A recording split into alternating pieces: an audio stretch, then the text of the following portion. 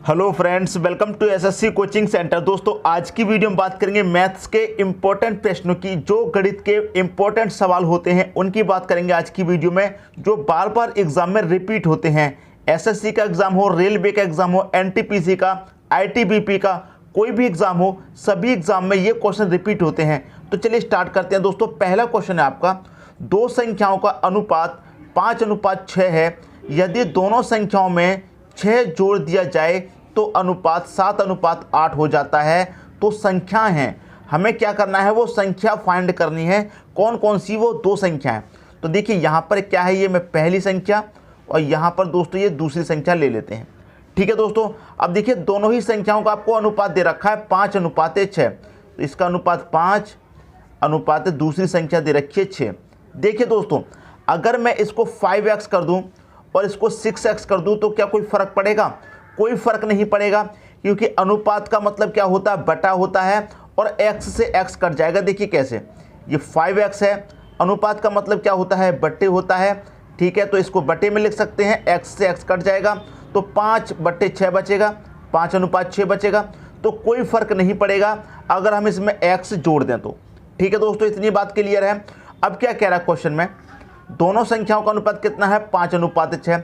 यदि दोनों संख्याओं में 6 जोड़ दिया जाए, मतलब इसमें भी 6 जोड़ दिया जाए और इसमें भी 6 जोड़ देंगे तो अनुपात कितना होता है, 7:8 हो जाता है।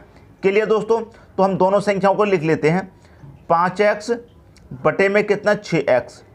क्लियर है, इन दोनों संख्याओं में 6 जोड़ दिया जाता है, 6 जोड़ दिया जाता है, इसमें भी 6 जोड़ दो, इसमें भी 6 जोड़ दो। दोनों संख्याओं में दोस्तों 6 जोड़ दिया जाता है तो अनुपात कितना हो जाता है, अनुपात हो जाता है 7:8। का मतलब क्या है, 7/8, क्योंकि अनुपात का मतलब दोस्तों बटे होता है। अब क्या करेंगे, इसका क्रॉस मल्टीप्लाई कर दीजिए, 8 का 5 मल्टीप्लाई करेंगे कितना हो जाएगा, 8 × 5 40x।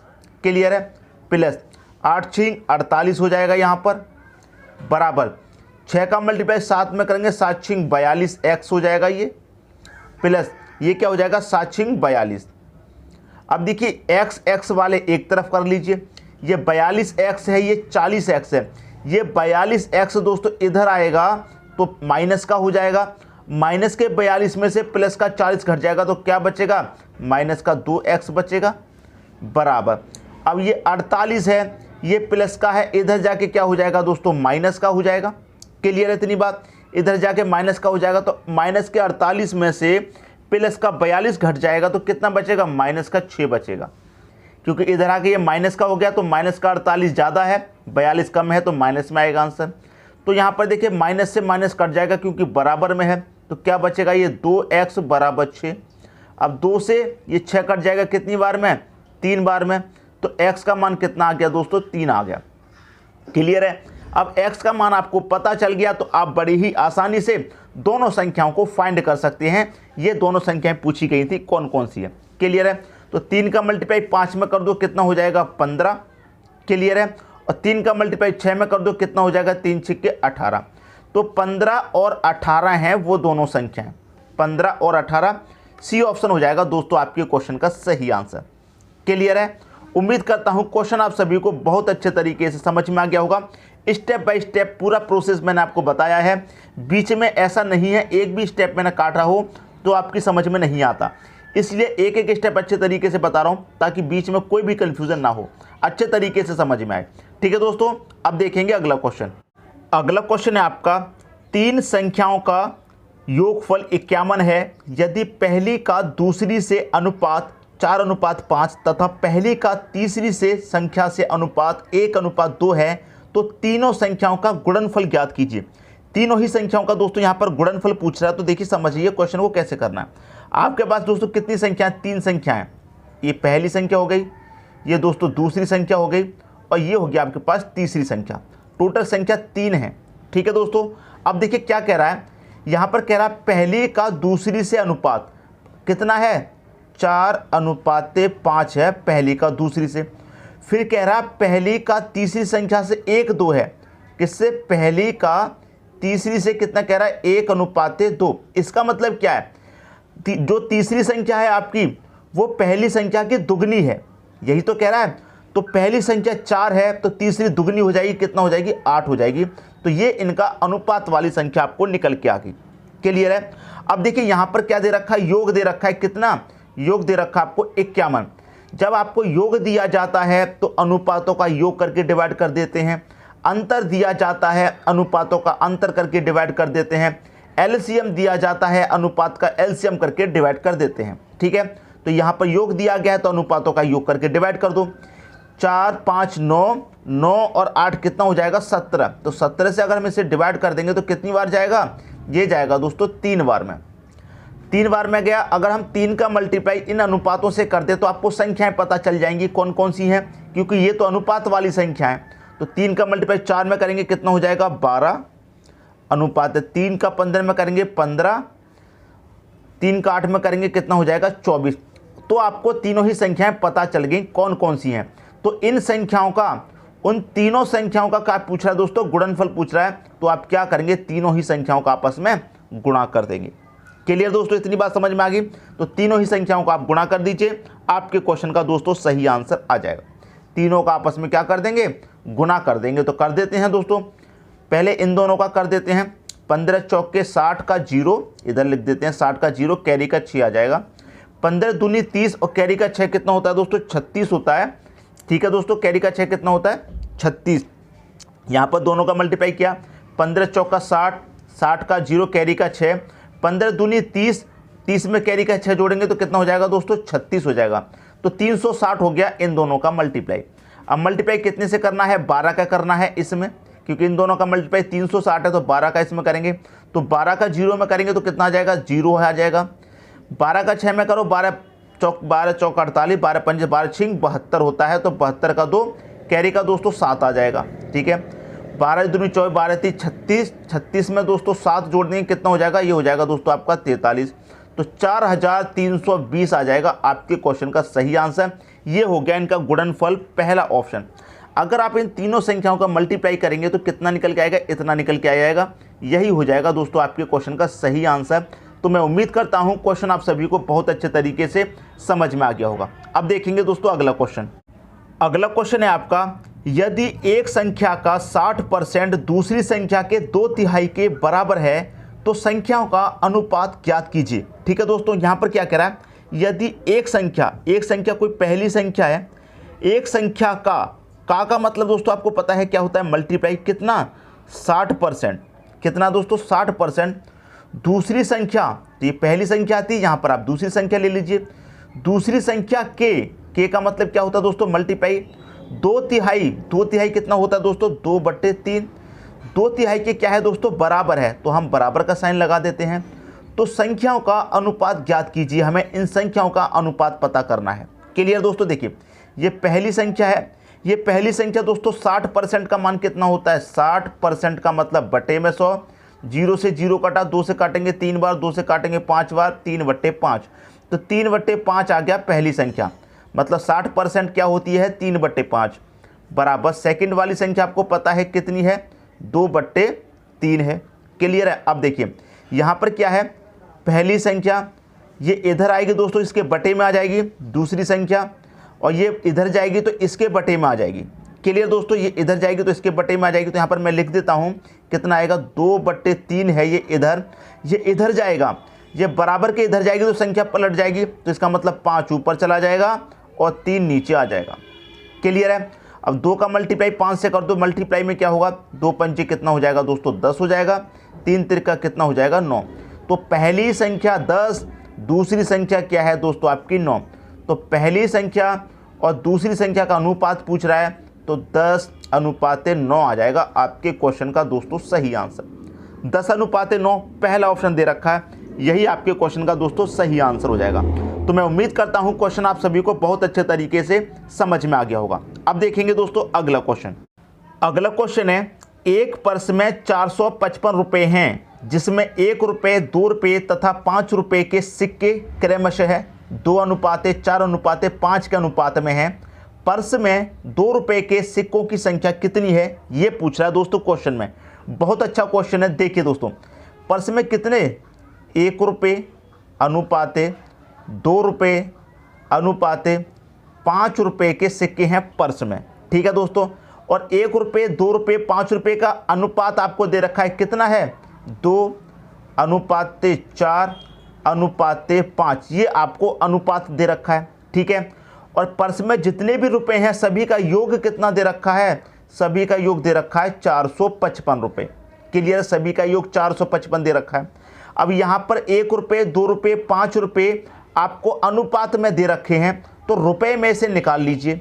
तो 1 रुपये का अनुपात 2 है, तो 1 का मल्टीप्लाई 2 से कर देंगे, कितना हो जाएगा 2 रुपये हो जाएगा। 2 रुपये के अगर 4 सिक्के हैं तो 2 चौके कितना हो जाएगा 8 रुपये हो जाएगा।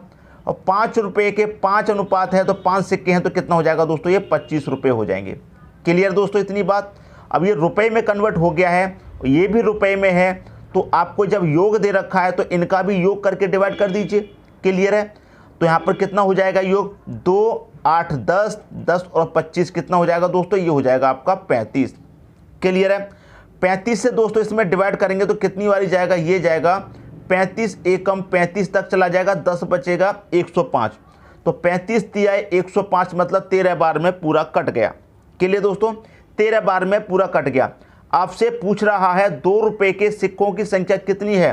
ठीक है दोस्तों, तो 2 रुपये के सिक्कों की संख्या पूछ रहा है और 2 रुपये का अनुपात कितना है दोस्तों 4 है, तो 13 का मल्टीप्लाई 4 में कर दो, 13 चौके कितना हो जाएगा 52 हो जाएगा। तो 2 रुपये के सिक्कों की संख्या कितनी है 52 रुपये है। बी ऑप्शन हो जाएगा आपके क्वेश्चन का सही आंसर। अगर आपसे 1 रुपये के सिक्कों की संख्या पूछ ले तो 1 रुपये का अनुपात कितना है 2 है, तो 13 दुना कितना हो जाएगा दोस्तों 26 हो जाता। अगर 5 रुपये की पूछ ले तो 5 रुपये का अनुपात कितना है 5, तो 13 पंजे कितना आ जाएगा 65 आ जाएगा। क्लियर दोस्तों, कितना आ जाएगा 13 पंजे 65 आ जाएगा। तो मैं उम्मीद करता हूं सभी को क्वेश्चन बहुत अच्छे तरीके से दोस्तों समझ में आ गया होगा। क्लियर दोस्तों, देखिए दोस्तों इसमें कुछ स्टूडेंट कहेंगे कि सर सवाल आपने गलत कर दिया। गलत सवाल बिल्कुल भी नहीं है। क्यों गलत नहीं है, क्योंकि अगर आप क्वेश्चन को पढ़ेंगे तो आप कहेंगे सर आप कह रहे हैं कि 2 रुपये के सिक्कों की संख्या कितनी है ये पूछ रहा है, और आप कह रहे हैं 2 रुपये के सिक्कों की संख्या 52 है, और 1 रुपये के सिक्कों की संख्या 26 है, और 5 रुपये के सिक्कों की संख्या 65 आपने बताई है। अगर आप सभी को जोड़ेंगे तो 455 तो नहीं हो रहा है, आप यही तो कहेंगे। अगर आप सभी को जोड़ेंगे तो 455 दोस्तों नहीं हो रहा है। लेकिन मैं आपको एक बात बता दूं, क्वेश्चन में समझिए क्या पूछ रहा है, सिक्कों की संख्या पूछ रहा है, रुपए की नहीं पूछ रहा। कितने रुपए होंगे 2 रुपए के कितने रुपए होंगे ये नहीं पूछ रहा, कितने सिक्के होंगे ये पूछ रहा है। तो 2 रुपए के 52 सिक्के होंगे। अगर रुपए में पूछ लेता तो 2 रुपए के 52 सिक्के होंगे, तो 2 से मल्टीप्लाई कर देंगे, कितना हो जाएगा 2 दूने का 4, 2 पंजे 10। कितने रुपए होंगे दोस्तों 104 होंगे 2 के। ठीक है, अगर आपसे रुपए की संख्या पूछता 1 रुपए की, अगर रुपए की संख्या 1 रुपए की पूछता तो 26 का मल्टीप्लाई 1 से ही करेंगे तो ये आपका 26 ही हो जाएगा। क्लियर है। अगर 5 रुपए की संख्या पूछता तो यहां पर कितने सिक्के आए हैं 65, तो 65 का 5 रुपए की संख्या पूछता तो 5 से मल्टीप्लाई कर देंगे, 55 25 का 5 हो जाएगा, कैरी का 2, 5 सिक्के 30 और कैरी का 2 कितना हो जाएगा 32 हो जाएगा।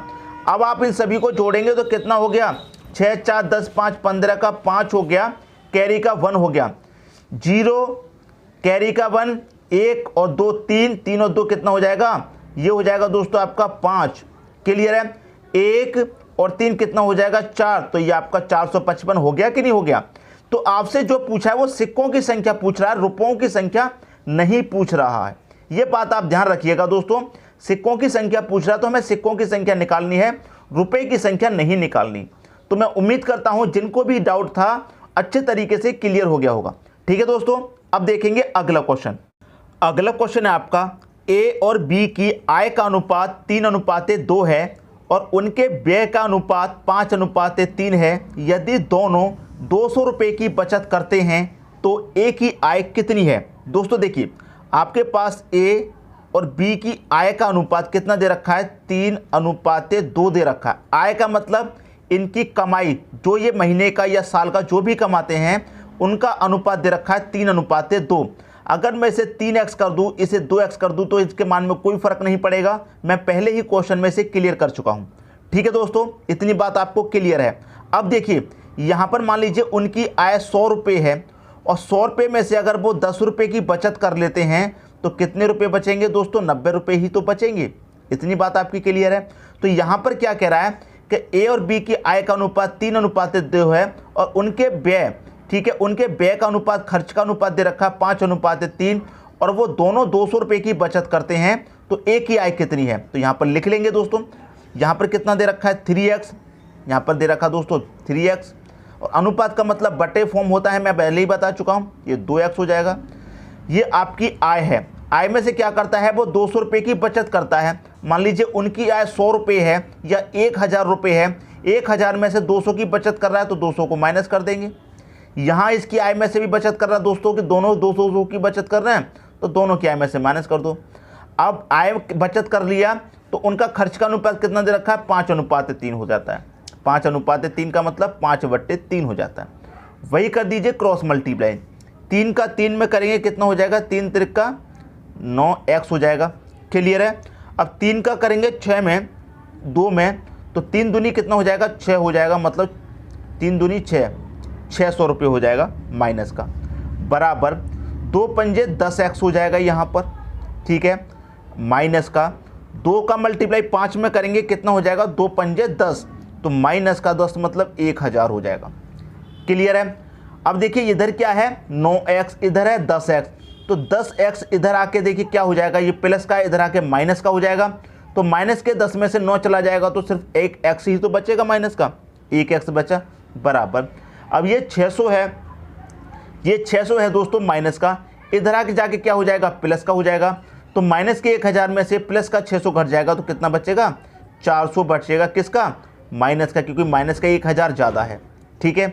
अब देखिए बराबर में है तो माइनस से माइनस कैंसिल हो जाएगा, x बराबर कितना बचेगा दोस्तों आपको 400 बचेगा। आपसे क्वेश्चन में पूछ रहा है a की आय कितनी है, तो a का अनुपात कितना है दोस्तों आपको पता है 3 है a का अनुपात, तो 4 का मल्टीप्लाई 3 से कर दीजिए कितना हो जाएगा 4 तिहाई 12 मतलब 1200। तो a की कितनी है दोस्तों आय 1200 है, सी ऑप्शन हो जाएगा आपके क्वेश्चन का सही आंसर। तो मैं उम्मीद करता हूं क्वेश्चन आप सभी को बहुत अच्छे तरीके से दोस्तों समझ में आ गया होगा। क्लियर हुई दोस्तों बात। अब देखेंगे अगला क्वेश्चन। अगला क्वेश्चन है एक क्रिकेट मैच के पहले 43 ओवर में रन रेट 5 रन प्रति ओवर था, शेष 7 ओवरों में 285 रन के लक्ष्य तक पहुंचने में अपेक्षित रन रेट की गणना करें। रन रेट हमें पता करना है कितना होगा, ठीक है दोस्तों। देखिए जो पहले के 43 ओवर हैं वो पहले के 43 ओवर में 5 रन रेट का था, मतलब एक ओवर में कितने बन रहे थे 5, मतलब एक ओवर में 5 रन बन रहे थे। तो क्योंकि रन रेट कितना है 5 रन प्रति ओवर है, मतलब एक ओवर में 5 रन बन रहे थे। तो 43 ओवर में कितने बनेंगे 5 से मल्टीप्लाई कर दीजिए, कितने बनेंगे दोस्तों 5 तिहाई 15 का 5 कैरी का 1, 5 चौके 20 कैरी का 1 कितना हो गया 21 हो गया। मतलब 43 ओवर में कितने रन बने 215 रन बने टोटल, 5 रन प्रति ओवर के हिसाब से, ठीक है दोस्तों। और होते कितने ओवर हैं पूरे 50 ओवर होते हैं दोस्तों क्रिकेट में, ये आपको पता है 50 ओवर का मैच होता है। तो 43 ओवर में बने हैं 215। फिर कह रहा है जो शेष 7 ओवर हैं उन 7 ओवरों में क्या कर दिया, जो लक्ष्य है 50 ओवर का 285 रन तक पहुंचा दिया। मतलब टोटल 50 ओवर में कितने रन बना दिए, टोटल 50 ओवर में रन बना दिए 285, जबकि 43 ओवर में रन बने थे 215 और 50 ओवर में बना दिए 285 रन। क्लियर है। तो देखिए यहाँ ओवर में से ओवर को माइनस कर देंगे, 50 ओवर में से 43 माइनस कर देंगे तो 7 ओवर बचे। क्लियर है। और 285 में से ये 50 ओवर के रन में से 43 ओवर के रन माइनस कर देंगे तो 7 ओवर के ही तो रन बचेंगे। तो 285 में से 215 गया, कितना बचेगा 70। तो इसका मतलब ये है कि 7 ओवर में कितने रन बनाए दोस्तों 70 रन बनाए। लेकिन रन रेट पता करना है एक ओवर में कितने बनाए। क्लियर है। एक ओवर में दोस्तों कितने बनाए, जब 7 ओवर में 70 बनाए तो एक ओवर में दोस्तों कितने बनेंगे 10 रन प्रति ओवर बनेंगे। तो 10 रन प्रति ओवर हो जाएगा आपके क्वेश्चन का सही आंसर, आपका सी ऑप्शन। क्लियर दोस्तों। तो मैं उम्मीद करता हूं क्वेश्चन आप सभी को बहुत अच्छे तरीके से समझ में आ गया होगा। दोस्तों यदि वीडियो पसंद आया तो लाइक करें और दोस्तों में भी शेयर करें। यदि आपने हमारे चैनल को अभी तक सब्सक्राइब नहीं किया है तो कर लीजिए और बेल आइकन का बटन भी दबा दीजिए दोस्तों। धन्यवाद।